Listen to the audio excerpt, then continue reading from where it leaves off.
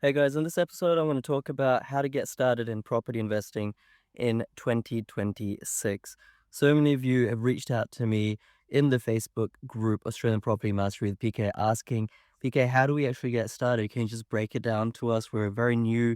We don't know all the fancy terms. We just want it in plain English so that we can become comfortable with starting this journey. So that's what I'm going to do over the next 10 minutes. Welcome to the Oz Property Investment Mastery Podcast. My name's PK and I help busy people build passive income by buying top 5% growth and cash flow property and build a portfolio using data without wasting months doing research, spending weekends at inspection or catching flights, or dropping $10,000 to $20,000 on buyer's agents every single time. So if you're confused, lack confidence, and just overwhelmed with all the information and marketing misinformation available online and don't know where to start, then this show is for you. So I feel that the first thing you need to do when starting in property investment is understand your goals. That sounds very fluffy and I'm going to move on from it very quickly, but it is very important to understand your goals. For example, in 10 years, or let's say 20 years, what do you want to achieve from property investing? Everyone says, I want to get filthy rich, or I want to get more freedom, or I want to become more wealthier, or I want to have more passive income so I don't have to work as much. Different people have different goals, but those goals will determine what your strategy would be. Maybe your strategy is to buy high growth properties and you don't really care about passive income. You don't really care about cash flow. You just want to see your net wealth go up and up and up. For other people, net wealth might be a vanity metric because you're thinking, I can't retire on net wealth. I need passive income. Passive income is income that you get every month in your bank from an income source where you don't have to work for it. So if you retire tomorrow, then how many years can you survive without actually having to actively work? Now that's called passive income. And so different people will have a different combination of goals, and that determines your strategy and in turn what types of properties you would buy. There's all sorts of properties you can buy in Australia: expensive, cheap, high yield, low yield, ones where you can add value and manufacture growth or manufacture equity, like doing a small renovation, or ones where you don't have to do that, ones with a granny flat out back or potential for a granny flat. We can build an auxiliary dwelling and get additional cash flow, but some people may not want that. There's like 20, 30, 40 different strategies, different nuances. So the first thing is actually to understand, what do I want to achieve? I know it's tough and everyone just wants to find the next boom location, but this is the step number one. Step two is to then create that strategy. Okay, you need to sit down with a financial model, not a financial planner. Financial planner or financial advisor, they're not most often legally allowed to tell you what to do in the property sphere. They're not regulated in the property sphere, so they'll always recommend you buy stocks or ETFs or stuff like that. So don't go to a financial planner. You need to do this yourself in terms of, okay, in order to achieve that goal, how many properties do I need to buy? What should their yields be? What should the cash flow outcome be? What price points do I need to buy at? What is my total borrowing capacity? Can I buy 4 properties at $500,000?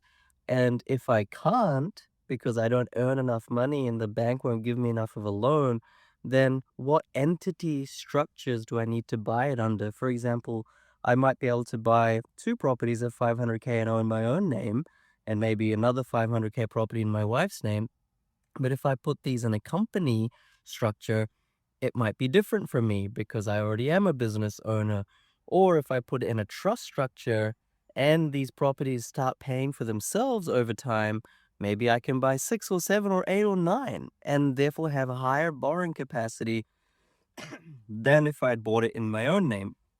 So this long-term portfolio strategy, which by the way cannot be achieved by just going to a buyer's agent, they're just caring about a transaction, getting paid 15 to 25K to buy you a property. They're not caring about these strategic thought processes even though they do have a strategy call with you. That's just a sales call, really. No, we all do it. So this is very important. So how do you do this long-term strategy? You need to be the captain of your ship, the pilot of your own plane. You need to know enough about the plane, enough about the ship to be able to manage your crew. Okay, so that means your crew is your mortgage broker and your accountant. Get these people together in a virtual room over Zoom or a phone call multiple times and hash this strategy out. You need to be able to ask the right questions, lead them in the right direction, be educated enough to find the right people in the first place because 90% of accountants won't know that trust strategy that I just talked about. 90% of mortgage brokers will just try to get you a low interest rate and not actually understand that there's 35 different lenders out there. And in order for you to achieve your long term outcome, there's a particular sequence of different banks you have to go through with different products and whether you should go interest only or principal and interest, how long that interest only period should be, and how can you quickly extend that. These types of things you need to learn. So once you do have a proper strategy, then it comes to suburb selection. So you bring that long-term strategy, you pull it forward to a short-term strategy. Okay, for my very first property or next property, should I be buying at what budget? What yield do I need? Do I need a 4%, 5%, 6% yield? What's my risk appetite? Am I okay to go into small regional towns or do I need to keep to large secondary cities or do I want to stay to capital cities at the expense of yield? Do I want to be able to add value, structurally renovate, cosmetically renovate, put a granny flat in, subdivide, split, do a development? In the future, do I want my block to have the potential for development where I knock down the house and build 4 townhouses? What is your strategy? Where are you sitting on the active to passive spectrum? Okay, so we went over budget, we went over yield, we went over active to passive spectrum and your risk appetite. How regional do you want to buy versus not? Once you've got that short-term strategy down packed, then it comes to suburb selection. You can't do suburb selection without all this other stuff. Doing suburb selection without all this other stuff is kind of like learning how to like freestyle swim a little bit and then running like a medley, sorry, swimming a medley where you have to do breaststroke, a butterfly, freestyle and backstroke. And you're like, I only know freestyle, then I'm screwed for the remaining 3 laps. Yeah, it's not gonna work. You need to lay your foundations and then suburb selection starts. Long-term strategy, short-term strategy first. Use 30 to 35 data factors to select the right suburb. Okay, then you have to select within the right suburb, the right pocket of the suburb, because within the suburb, there are some streets and some areas that will perform better than other parts of the suburb, thinking about things like bushfires risk, flood risk, where housing commission is, where the owner occupiers live rather than those streets that are just all investors and they're not really maintained that well.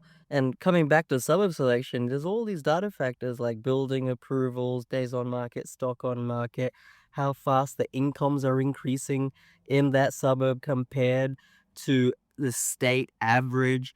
There's all these things that looking at multivariate models, statistical variation, regression analysis, you can actually see what is actually directly correlated with capital growth outcomes in the short and long term. And when you have this matrix in your mind, okay, these are the factors that impact short-term growth, medium-term growth, long-term growth. Okay, what do I want? And then within that suburb, these are the factors that dictate short-term growth, medium-term, long-term growth. And then this is how that suburb fares in the city fares and the state fares in terms of how it's likely to perform over the next 5, 10, 15 years, then you're fully educated. Then you can make an educated decision. At the suburb level, there's 30 to 35 factors. At the property or intra-suburb level, there's another 30 odd factors. So we're looking at about 60, 65 factors, but don't let it overwhelm you. Sometimes people spend more time picking out a dishwasher or a car or a cell phone to buy than they spend time in deciding which investment property to buy and where to buy. You think about what's the most wise choice. Where are you spending the most money? It's obviously in a property, right? It's the most expensive thing you'll buy. So once you've got that down packed, That is when you then start putting offers, you negotiate. All of that can be done remotely through the use of property managers. Use a property manager to get a property inspected. Let's say you're living in Sydney, you want to buy in regional Victoria, let's say.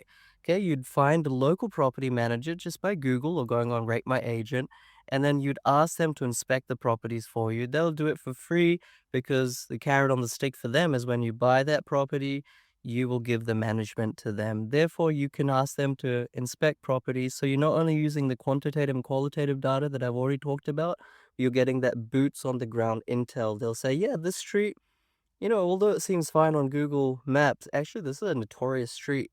People do like burnouts here. You don't want to go there. And then they'll go into the property and say, yeah, look, the roof is fine, but the plumbing, it's not that fantastic, with the help of a building and pest inspector, by the way. A building and pest inspector will help you with plumbing, drainage, roof, the electrical side of things as well. They can say, look, it's a 40-year-old house. You might want to get electrician. All these due diligence items that you and I couldn't do even if we lived there. Like, to be honest, let's be honest. I'm not an electrician. I'm not a plumber. I'm not a roofer. I'm not a property manager. Better to outsource these things to the people who actually can do them. Not to be confused with a buyer's agent who act as the middleman. Why not pick up the phone and make these 3 calls yourself? Why pay a buyer's agent $15,000 to $25,000 to pick up the phone and make these 3 calls for you? You can do it yourself completely remotely interstate, included the suburb analysis, because that's what they're doing as well. They're doing it on desktop anyway, both the quant and the qualitative analysis. So why not do that at home once you know how? Research how to do it.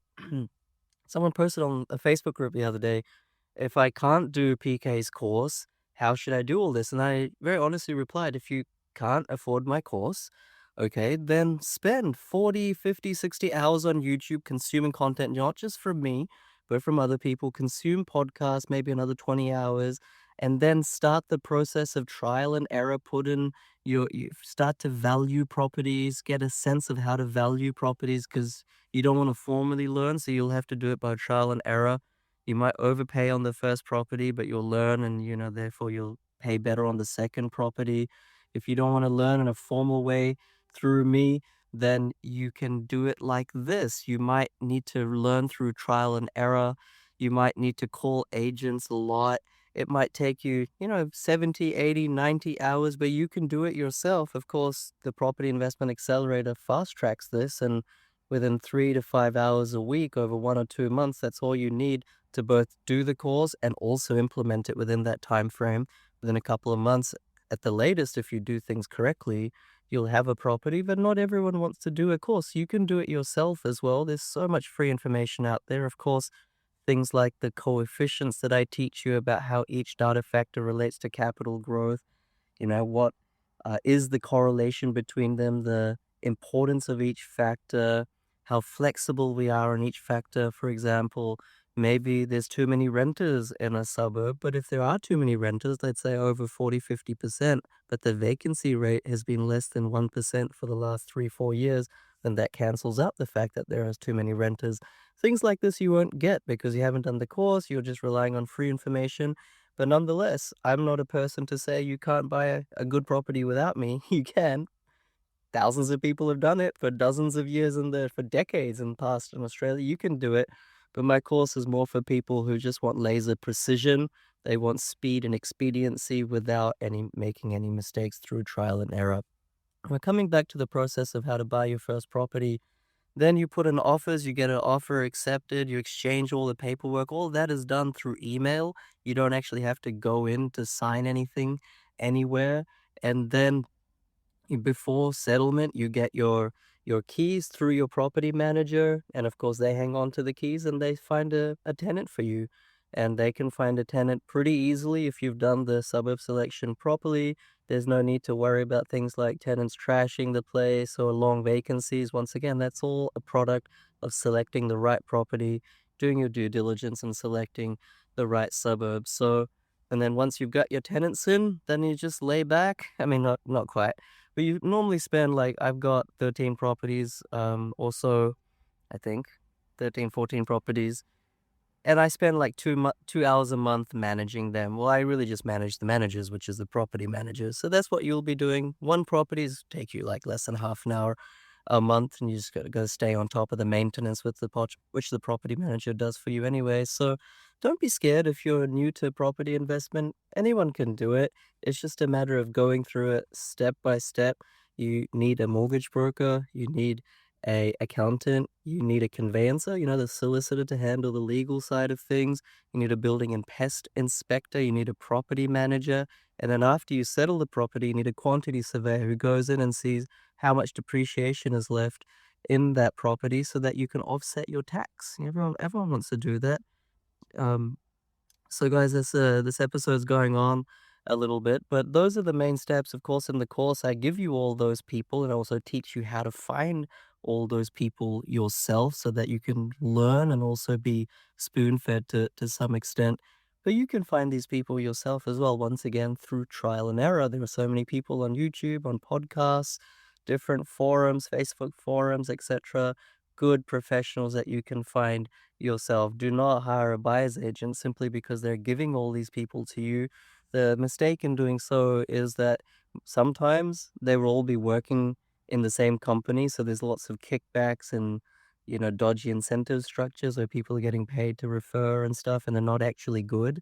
And the other thing is sometimes when a buyer's agent is giving the entire team to you and you have to use them, or at least you're encouraged to use them, is that there's no proper due diligence between the professionals. For example, the conveyancer is not really incentivized to say no to a deal because it has some negative easement at the back of it because they're really in cahoots with the buyer's agent. And so there's no constructive friction between the different professionals. You really want the different professionals to try pick apart the deal. Why shouldn't I buy this? Why should I buy this? What are the pros and cons? You don't want to be transacting in an echo chamber where everyone is saying do the same thing, just buy the property because that's how they'll get paid from you. Anyway, coming back to how you buy your first property in Australia, be open to all 15,000 suburbs and drill down per your strategy, per suburb selection. And then ultimately per property selection. Everything can be done remotely. And I think the thing that really keeps people a bit fearful is that even when they do find the right property, let's say it's on a real estate domain or off market deals, under market deals, you can do yourself as well. I teach you how to do it. But once again, it's not like everyone who's any ever got off market deals has done my course. You can get off market deals yourself. You just call a lot of real estate agents within a week or two. They'll start sending you off market deals. Of course, I give you the scripts and the contacts and make it much more easier.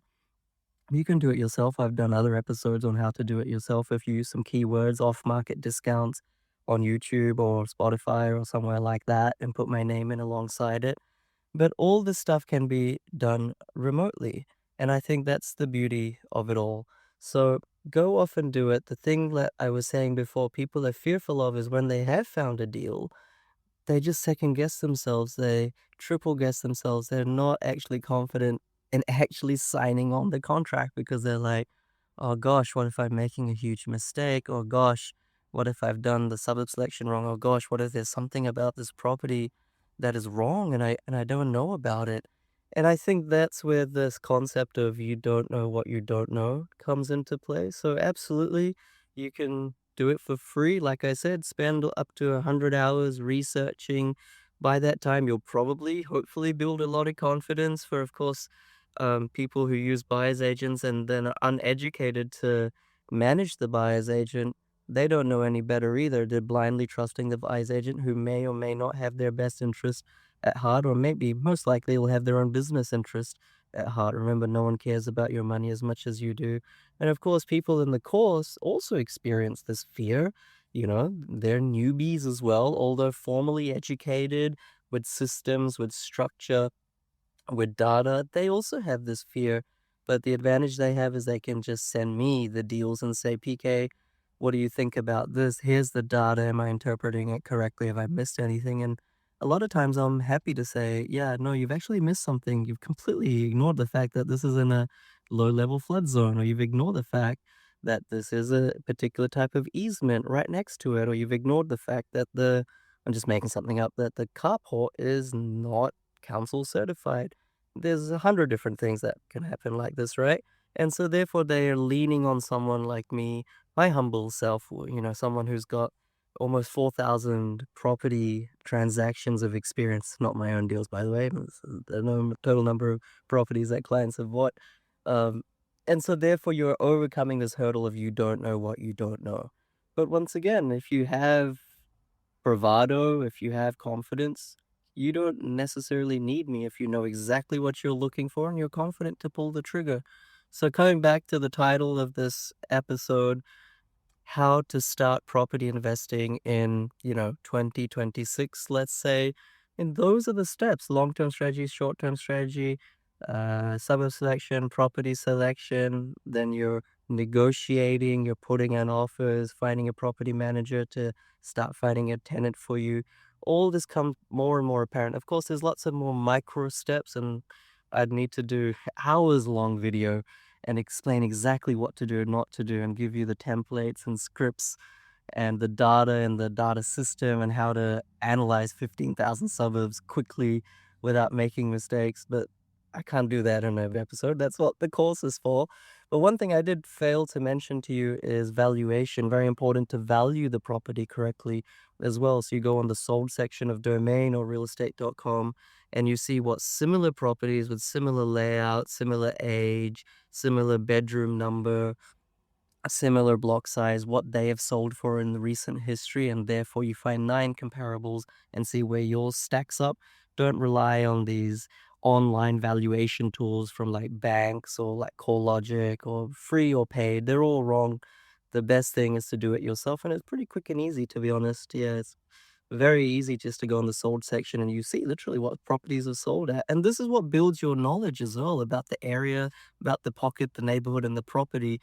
By not doing this research, I know that I'm guilty of it too sometimes. You're just like, I just want to buy property. I don't want to do all this stuff. Like, seems like really intimidating, seems like I'm smothered by all this extra work. But once again, coming back to the initial point, if you're like a car enthusiast like me, you're probably spending dozens of hours selecting the right vehicle, the right model, the make before you buy a car. Try to have passion in property as well, because yes, a car is enjoyable, but the right properties bought in the right structure, with the right plan, with the right execution can give you your freedom back. You don't have to work for the rest of your life. You can build let's say 100K plus minus passive income, net passive income, where you can then choose to do whatever you want to do. Like, you buy your freedom back. That's literally what property investing is. You can do what you want, when you want, with whomever you want. And I think that is the foundation of building happiness. Freedom does not bring you happiness. It's what you do with that freedom that brings you happiness. But unless you have that freedom in the first place, then maybe a school of thought says that whatever happiness you have is contrived, it's limited, and you're just making it work, if you know what I mean. Anyway, that's going more too philosophical. A lot of you message me every single week saying, "PK, I bought property. I've been following you for, 1 year, 2 years, 5 years, or however long it is, 7 years. I haven't done your course, but I bought a property anyway. Thank you so much for all the content you produce." And that really puts a smile on my face. Of course, I don't know if their property is good or bad or something in the middle, but at least they've taken action. Okay, but why not be one of these people who doesn't take chances, doesn't allow any uncertainty to creep in, doesn't, put anything up for grabs? Why not have laser precision and get educated formally? It's not for everyone, I get that, but I really do encourage you, because this is the most expensive thing that you'll buy, property, and if you get it right, it can change your life truly, and your family's life. Even if you're not passionate about it, maybe think about it as a service to your husband, your wife, your kids, okay? Maybe I'm not so passionate about learning property and investing in real estate, but this will allow my wife to stop working, or this will allow me to reduce my hours, or this will allow me to pay for the things that I really want to pay for, sports or extracurricular things or a better opportunity, better education for my kids. Even if you're not passionate about it, sometimes if we have a higher goal, a greater good, something that's bigger than ourselves, that becomes our driving force. Do you know what I mean? And therefore, we muster up the energy and actually do it. So think about it in that way, how proud your kids will be in 10 years, 20 years, 30 years, when you have all this wealth and they can say to their friends or, colleagues at that time or family members, yeah, yeah, I'm really proud of my mom or really proud of my dad. We have what we have is because they really busted their gut, they hustled and, they really worked hard and got our family into this position. I know for myself, that's been one of the greatest joys of life of being able to provide for my son in that way, give him things that I didn't have growing up. And so that's an opportunity that everyone has available to them. And I'm really imploring you to seriously consider it. Anyway, I've gone on too much. Hit the subscribe button and give it a like. But share this, maybe share it with your wife or husband. I know so many of you, spouse, it's like one of you wants to invest in real estate, the other one doesn't. Maybe this episode will help the other person kind of just see things without a marketing and sales angle, see things as they are, build some confidence to at least take the next step. That next step doesn't have to be signing a contract. That next step might just be, oh, let's sit down, let's make an hour, 2 hours dedicated time this weekend or tonight after the kids are asleep to watch, more of PK's free episodes or videos or podcasts, or let's scroll through his Facebook group with his 70,000 people and see what people are saying. Let's get amongst the discussion and ask questions, answer questions. Just more marinating yourself in the right type of content will inspire you to take the next action. And that's what it really is. It's like, oh my God, can I really be financially free? That seems so unattainable. But what can you do in the next day? What can you do in the next 2 days? What can you do in the next 7 days? Okay, to bridge that gap. Don't worry about buying a property just yet. What can you do in the next week? What can you do in the next hour so that you're closer to your goal as opposed to being stuck or at worst, even farther or further away from your goal? All right, so I kind of blended a bit of psychology, behavioral economics, and tactics into this episode, but I think that's what most people need. And I think what most people need is just a sort of a normal person having a normal conversation with them about a topic like property investment because everyone's trying to sell you something, everyone's got an agenda, everyone's trying to, make money. Everyone's trying to make money off you. It's really hard to know who to trust. I mean, I've been there as well, right? Made a lot of mistakes, etc. So I'm just trying to be real with you as if, we're friends, we're just talking, over a coffee or something like that.